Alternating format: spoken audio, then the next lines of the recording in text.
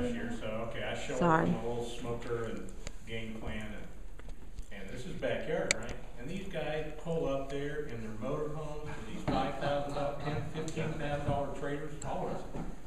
They park that in their backyard? I don't think so. So 3/10 down from me is this guy, and he's got a little smoker about this size that he can pick up and put in his car. And he had another one with him, same thing. He had two of these. And guess who won it? Don't bring anything you don't need. If you do this enough, you have your list. Well, I didn't use that last time. I'm not bringing it. Well, I guess I can tell you size doesn't matter. I got it, baby. You just reminded me of a little sidebar story. This is just something I saw on the news about 10 years ago. This guy put his Weber grill at the back of his pickup truck on 4th of July and went to a friend's house and they roasted and they had fun. They had a few beers. At the end of the day, he put the grill back in his back of his pickup truck and went home driving out I-20, starting 600 fires. In the median of I-20, they interviewed the fireman, and the fireman says, as long as God keeps making motor runs, I've got a job. Making motor runs. I had a phone call from the Cobb County Police, this was 20 plus years ago, saying, did you do some event today, have your smokers out? I'm like, well, they should all be outside, just a second, I'll check. Walked out with the phone. It's like, no, all 4 or 5, whatever, so many smokers we had were there. I said, well, what's up? Well, somebody just set the median on fire on I-75. And it smells good. And so they were trying to track out who it was. I didn't see anybody taking notes here. This is something you need to know. This is use, you can use. If just to solve my curiosity, let's get back to the original question for the guys that have restaurants. Yeah, I gotta confess, and I have kissed Dreamland, here several times tonight. The picture of the grandson. I love the Dreamland ribs, but I was really disappointed when you guys started selling things other than ribs. It was you went commercial on us, and it broke my heart. And I'm sorry, Dale. Sorry, bad to see. What did he say? That came from the home office, but I'll tell you why we had to start serving. They don't serve Pepsi. And I had an argument years ago with Jeanette, his big daddy's daughter, John Jr., that's his son, and a fellow by the name of Bobby Underwood. So the further we get away from Tuscaloosa, the more we're going to have to diversify. If we don't diversify, people won't come in. So we opened a store in Mobile, and they all told me I was crazy. We opened a store in Mobile, and even Alabama alumni would say, I love your ribs, but I'm not coming back till you have sides. Once we had sides, they wanted chicken, they wanted other things.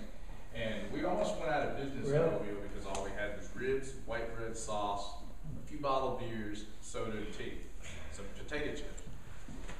And Mobile is one of our best thriving markets right now because we did expand and we didn't put brisket on it. And you know what all the Texans say? Same thing we say about pork. It ain't beef, it ain't barbecue. They cook up a brisket and put something on. Texans do. Takes something amazingly like ketchup. And, it's not bad. It tastes good. It's just not barbecue. Sorry. Brisket's not supposed to have sauce on it. Yeah. So, but back to the original thing I brought up, which was if it ain't pig meat, it ain't barbecue. What proportions of other stuff, do you know off the top of your head? Do you sell a lot of more chicken than you do beef, or is it still primarily pork? Pork is probably a good 40% of our business. Ribs is number 2, and then chicken. We first opened in the year 2000. We were rib chicken out of Tuscaloosa, Alabama. We've got a whole trim room full of 6 guys in there trimming ribs as hard as they can go and chopping them in the whole 9 yards.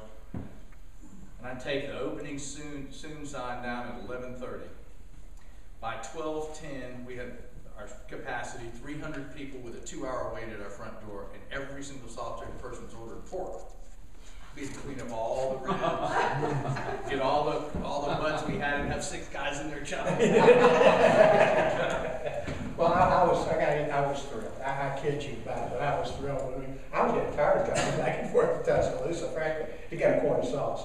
We did when I was with Turner, we did a motor race one time, a NASCAR race, one of the lower races, and the producer was somebody who just hired the Turner crew, right?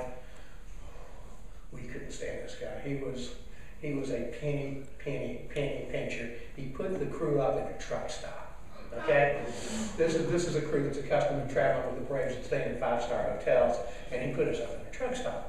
So there was some get even stuff going on, and one of them was a phone call to Dreamland in Tuscaloosa, and we had him ship us like 12 slabs of ribs and a case of sauce, and billed it to this producer and told him it was videotape. That was the best tasting videotape I ever had. It was outstanding. Outstanding. You guys want to talk about sides for a minute? How much time do we have? How are we doing on time? About 10 minutes. About 10 more minutes? Any more questions from out there? Yes, Well, ma'am. I have to ask this. My sister lives in Wisconsin. All Wisconsin, by the way, all you football people. You're not from around here. Hamilton, Missouri. That's even worse. I'm so sorry, but I understand. But anyway, but she came to visit me here. I took her to Old South Barbecue because they never had barbecue at all. And we have Brunswick stew. And they never heard of Brunswick stew. And so it's that, and I love it. So to me, I think that goes with barbecue, Brunswick stew. Doesn't it, sort of? Oh, yeah, absolutely. Rather than chicken. I was planning on talking about lots of different kinds of sides, but Brunswick stew's number one. But it seems that that's like a secret thing too, how long they cook it and what goes into Well, it. these guys agreed to give away their most prized secrets before they ever showed up here. Mr. Poe, you all right? The neat thing, I'll tell you, the neat thing about Brunswick stew and the barbecue industry is in theory, there's no waste. Because anything you have left over, with the exception of brisket, is chopped up, pork and the chicken, and goes in the stew. If you go to Picking the, it up, sorry, so you really don't have any waste. if you go to the Visitors Bureau of Brunswick, Georgia, the Visitor Center, they have a little card. On the front of the card, they got Brunswick stew. On the back of the card, they've got low country boil. And that Brunswick stew recipe is the best I ever tried. Dave here makes them. That's really kind.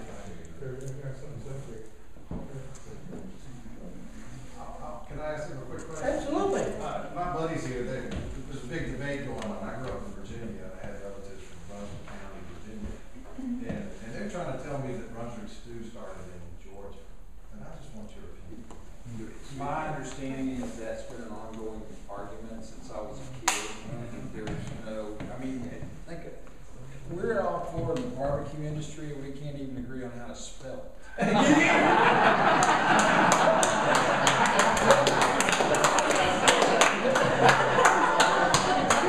think it's the same with us as well. That answers my question. Yes, ma'am? I haven't heard you mention it. I'd like to know about texture and dryness versus moisture. And I'd like to know not only the competition, but what is the public expecting in a restaurant? What do they prefer? All I can say as far as the restaurant goes is you can try to please 95% of the people because you'll never please everyone. It's just like we spoke about the ribs earlier. My mom, ribs, she wants them falling off the bone. I don't like them that way. But it's a personal preference type thing. Everybody has a different idea of what good barbecue is. And somebody said it here when we started, and everybody's right. You know, what's good barbecue to you may not be good to me, but maybe be good to the lady over here. And it's all in the eye of whoever, or the tongue of whoever's eating it. You know, there's a lot of people. When we first moved into Roswell, we had Sonny's up the street, Slopes up the street, and I forget the fellow from Sonny's name, but old Bob White from Slopes came in and he said, "Boy, why do you open a barbecue place here? You're going to try to put me out of business." I said, "Sir, everybody's got a different barbecue taste. For the first couple of weeks, I'm going to take some of your business, and after that, people are either going to come here or they're going to go there." And 11 years later, that was true. Well, Bob White's a good fella. He's not here today. But we cook for 6 judges. And typically they're certified Kansas City Barbecue Society judges. And I'm a certified judge, so I know what they've been taught to look for. And when it comes to texture, you don't want to turn in dry pork. And the way we fight that is we inject it before we cook it, and also we will wrap it with foil and put a little apple juice in there, just to maintain some moisture in it. With the ribs, like I was saying, the texture, you want to bite it, and that's all you get. And then with brisket is actually very tough to get the texture right for a judge. For the public, I mean, before I became a barbecue snob, I liked brisket no matter how it was cooked. But now, if you pull it, it's got to be like a rubber band. It stretches, then it breaks. If you pull it, it breaks, it's overcooked. If you can stretch it, it's undercooked. And those judges are going to pick up every piece you turn in, and they're going to do that. So you got to really plan for who you're cooking for. I don't even use a thermometer when I cook at home.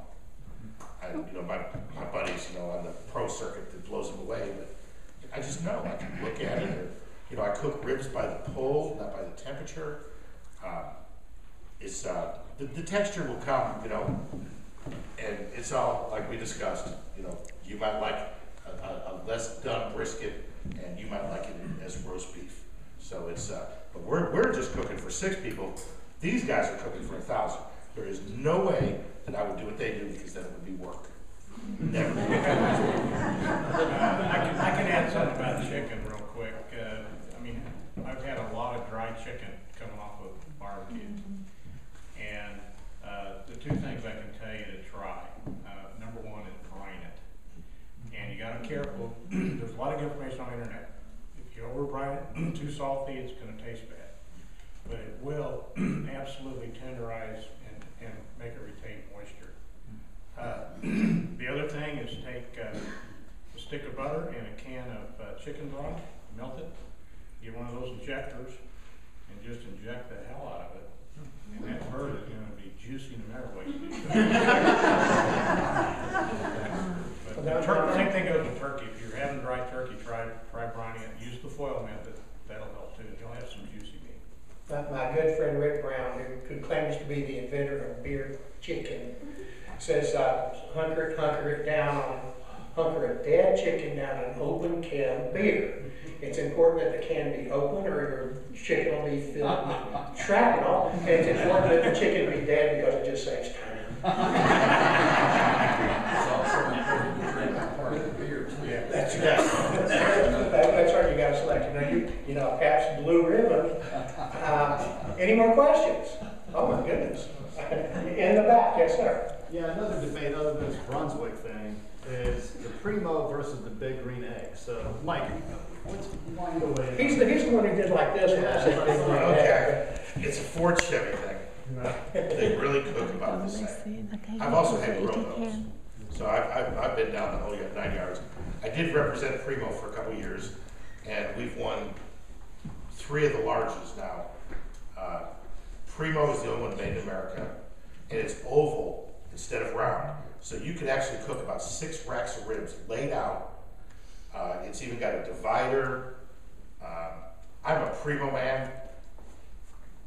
Some of those Big Green Egg guys really tick me off. I'm not prejudiced now. But it's, they really do cook the same. But, the Primo is it's more versatile. These are smokers, right? Yes, they're just ceramic. Yeah, ceramic smokers. Right. And let me tell you a story about Primo. Now I did travel with the guys, and I know them very well. But last year at Smoke on the Lake, we won a large Primo with a table, value about $1,500. Well, the next cook-off was Cartersville. I was all excited, so I'm gonna bring my new Primo. So we put it in the back of the truck. One of my ex-friends tied it in. We didn't get out of my subdivision, and we lost the Primo. But you know what? I won it. I had Primos at the house. I had the opportunity. I had the thrill of winning it, the opportunity to cook on it. Some things a lot of people have never had. Right before Christmas, Primo called me, told me to come to the warehouse and pick up a brand new one. So I mean, it's just, so they, it's hard to, And I go to the Big Green Egg Forum all the time. I don't know if you do, but yeah, you look like an egg. No, I'm a Primo guy. Are you really? Sir, I'd like to see you after the. I would like to point out, I've got a record, okay? The Big Green Egg shipped us a big green egg to compensate with this Mexico for the show. So, of course, they were looking for a little on-air publicity. But they're good folks here, and they're here in Georgia too, right? Big Green Yeah, Egg? but they're made in Mexico. Are they really? Well, maybe they didn't ship it all the way from Georgia, or maybe they did, who knows? Any more? We got a couple more quick questions, and then we'll stem with some songs. Just real quick, I know it's a marketing concept, but why do restaurants offer coupons to come to their restaurant, but they want it to be after 4 o'clock or after 5 o'clock rather than any time during the day when they're open? Thank you.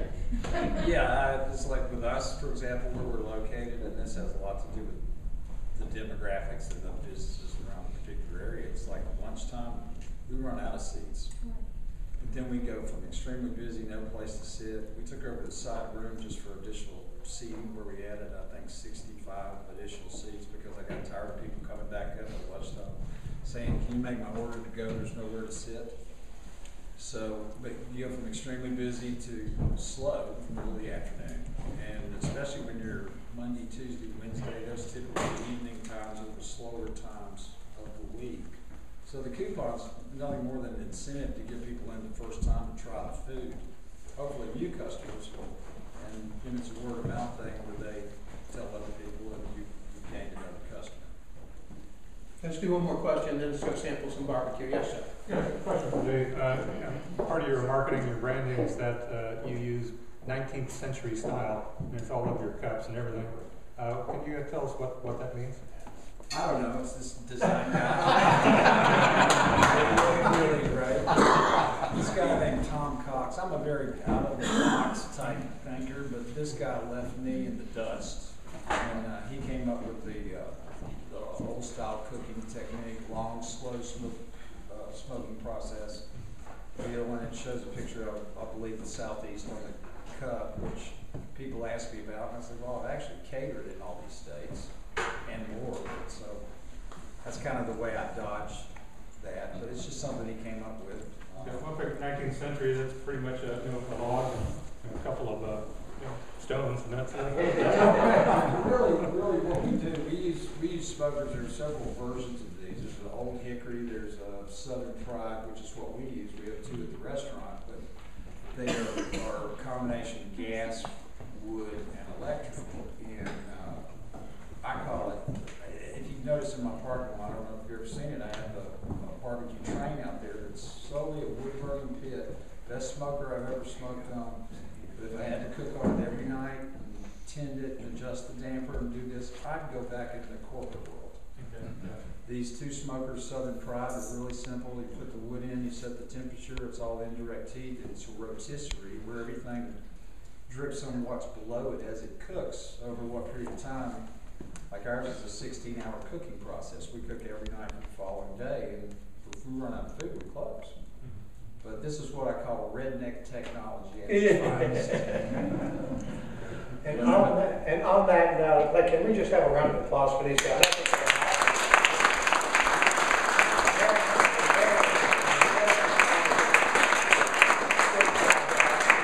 We've got cookies and brownies. You can take a brownie and actually dip it in Dreamland sauce. But first, we've got prizes to give away.